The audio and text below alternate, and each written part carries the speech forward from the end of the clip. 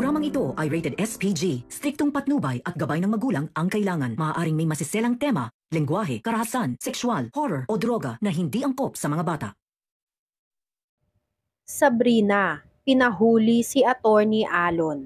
Alamin natin. Welcome back sa aking channel. Mga kaganapan sa Lilet Matias.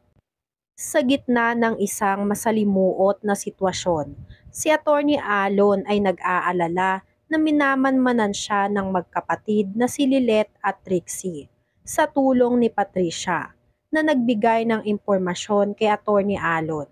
Nagdesisyon siyang gumawa ng hakbang upang maligaw ang isip ng dalawa.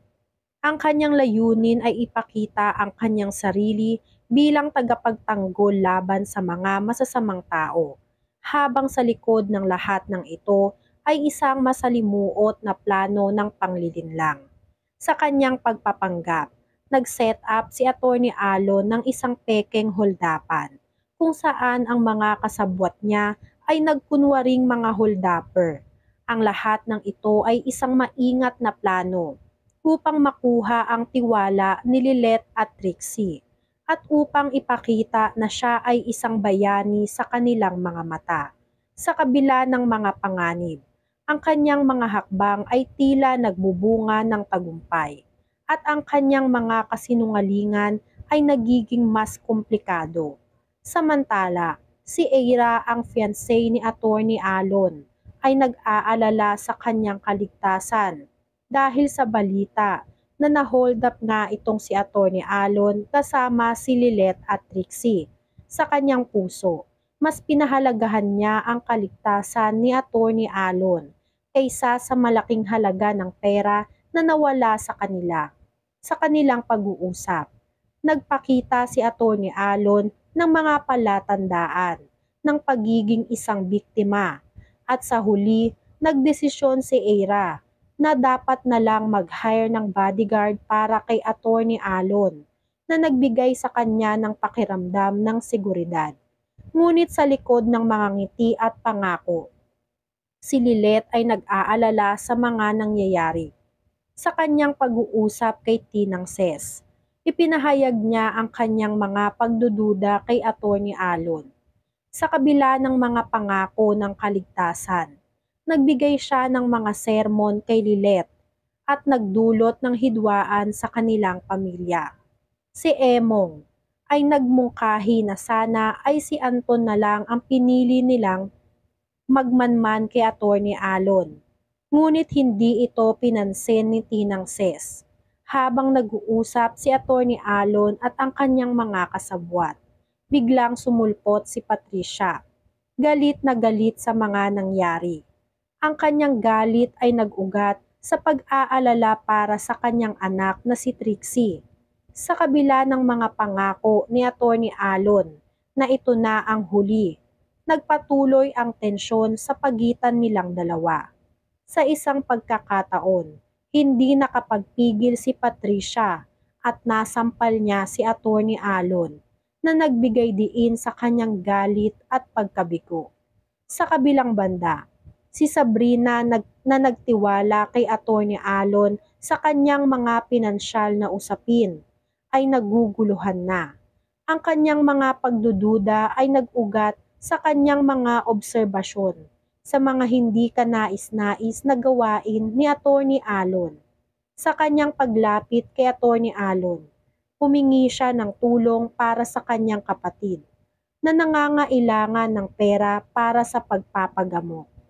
Ngunit sa halip na tulungan siya, si Attorney Alon ay nagalit at sinigawan siya, na nagdulot ng labis na pagkabigla kay Sabrina. Samantala, si Trixie ay patuloy na nag-iimbestiga sa mga nangyari. Sa kanyang pagkuha ng ebidensya, natagpuan niya ang kwintas na kinuha mula sa kanya ng mga holdapper. Ang kanyang kutob ay nagbigay diin sa kanyang mga pagdududa kay Attorney Alon. Sa kanyang pag-uusap kay Lilet, nagdesisyon silang i-post ang sketch ng holdapper sa social media account ni Trixie. Umaasang makakatulong ito sa kanilang paghahanap. Ngunit sa likod ng lahat ng ito, Si Patricia ay patuloy na nagtatangkang ilihim ang katotohanan. Ang kanyang mga palusot ay nagbigay diin sa kanyang takot na malaman ni Trixie ang tunay na nangyari. Sa kanyang mga pagsisikap na ipakita na ang kwintas ay bagong bili, nagdulot ito ng pagdududa kay Trixie. Sa huli, ang kwento ni Lilette, Trixie, Eira at Attorney Alon ay puno ng mga pagsubok at lihim. Ang kanilang mga desisyon at hakbang ay nag-uugnay sa isang masalimuot na kwento ng pag-ibig, pagtataksil at pag-asa. Ang mga kaganapan ay nagbigay diin sa mga hamon na kanilang kinahakarap at ang mga pagsubok na nagbubukas ng mga tanong tungkol sa tiwala at katotohanan. Sa bawat hakbang, ang hustisya ay tila abot kamay.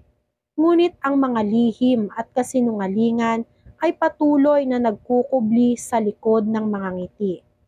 Habang patuloy na nag-iimbestiga si Trixie, unti-unti niyang natutuklasan ang mga piraso ng katotohanan na nag-uugnay kay Attorney Alon sa mga hindi kanais-nais na pangyayari. Ang kanyang determinasyon na protektahan ang kanyang pamilya ay nagbigay sa kanya ng lakas ng loob na harapin ang mga hamon. Kahit na ang kanyang ina na si Patricia ay tila nagtatangkang ilihim ang mga katotohanan.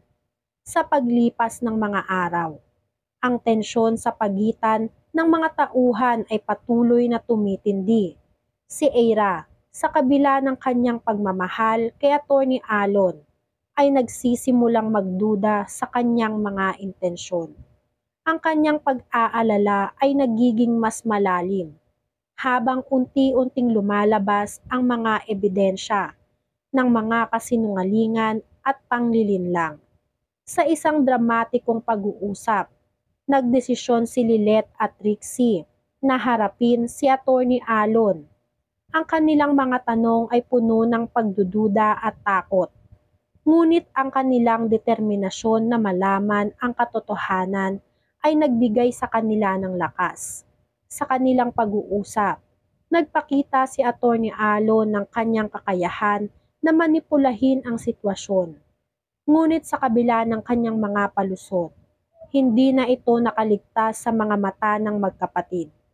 Ang kwento ay nagiging mas masalimuot habang ang mga lihim ay unti-unting lumalabas. Ang mga pagkilos ni Attorney Alon ay nagiging sanhi ng hidwaan sa pamilya at ang mga desisyon ng bawat isa ay nagiging mas kritikal. Sa huli, ang laban para sa katotohanan at hustisya ay nagiging isang laban din para sa kanilang mga puso at isipan. Yan nga ang mga kaganapan at mga dapat nating abangan dito sa Lilette Matias. Kung gusto nyo pa ng mga ganitong klaseng video ay mag-subscribe at i-like itong video na to. Maraming salamat po.